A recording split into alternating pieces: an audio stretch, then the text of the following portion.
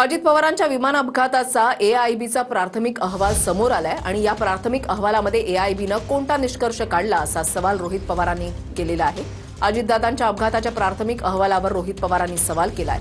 CID या अहवालाचा आधार घेऊन कसा तपास करणार आहे असं देखील रोहित पवारांनी विचारलंय। सोमवारी या प्राथमिक अहवालावर विस्तृत बोलेल असं रोहित पवारांनी म्हटलंय। त्यांनी ट्विट केलेलं आहे। त्यांनी असं म्हटलंय की प्राथमिक अहवालामध्ये एआयबीनं कोणता प्राथमिक निष्कर्ष काढला, सीआयडी या अहवालाचा आधार घेऊन कसा तपास करणार आहे। अहवालातील पान क्रमांक 4 वरील मुद्दा क्रमांक 5.1 हे वाक्य बारामती विमानतळ महाराष्ट्राच्या बारामती जिल्ह्यामधलं आहे।